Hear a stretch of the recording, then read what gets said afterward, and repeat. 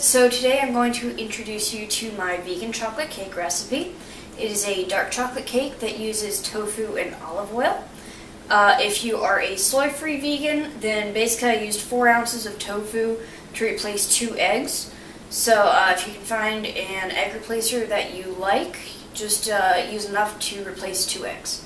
You might notice that I've got a scale here. I have started baking by weight rather than by volume.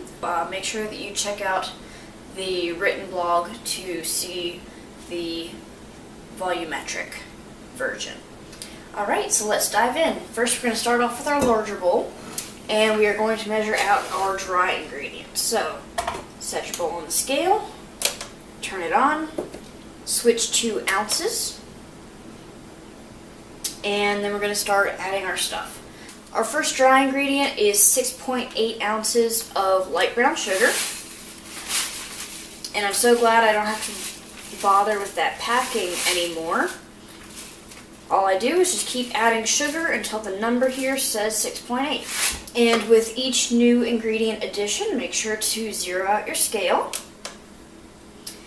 Our next ingredient is 2 ounces of white sugar. White sugar is, of course, rather dense, and 2 ounces isn't very much, so I am going to use a spoon and just keep transferring until the number says 2. 1 ounce of coconut flour. And even with the scale, there is still use for my measuring cups. Now they make really great scoops. So, here I've got my brown rice flour, and I'm gradually adding until the number says 3 ounces. Next up, 3 ounces of a starchy 1-to-1 blend, 2 ounces of a dark or Dutch cocoa, and of course things like leavening and salt is too small of a quantity to actually register on the scale. So I'm just going to use spoon measures for those. So first up is a 1/4 teaspoon of baking soda plus 1/4 teaspoon and 1/2 teaspoon of baking powder and 1/4 teaspoon of salt. Now you're going to whisk up your dry ingredients until combined. Next up are our wet ingredients. We're going to start with our tofu. So you're just going to keep scooping out your silken tofu until your scale reads 4 ounces. Next up is 4 ounces of applesauce. So same thing, keep scooping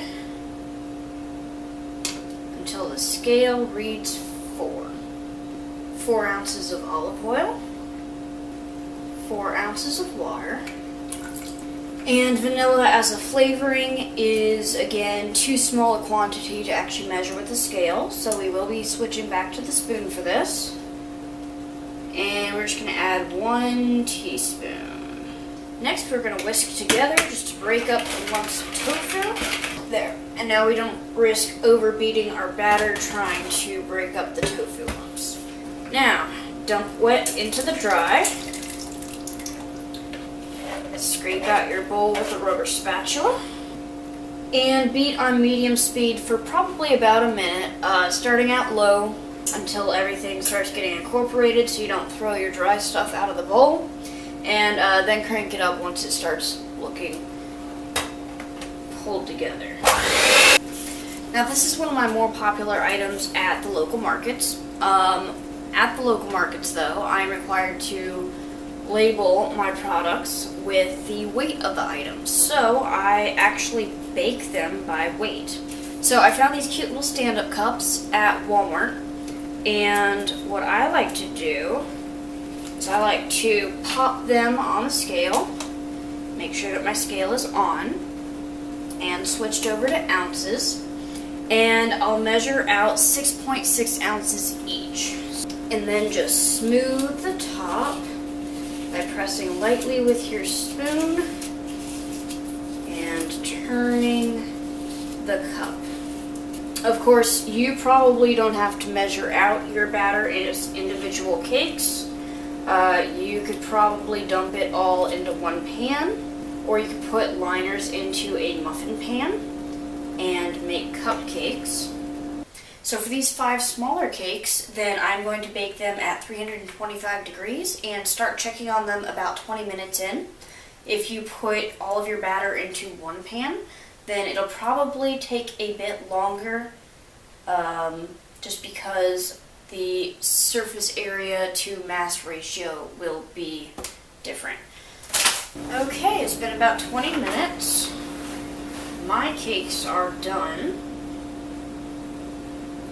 And I'm going to let them cool on the pan, on a rack, because right now they're so warm they don't have any really structural integrity.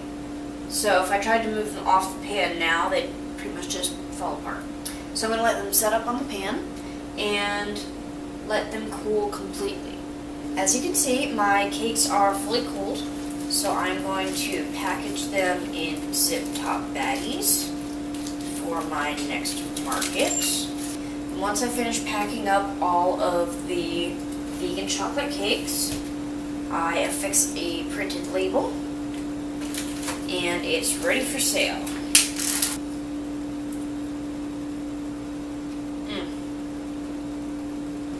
Delicious.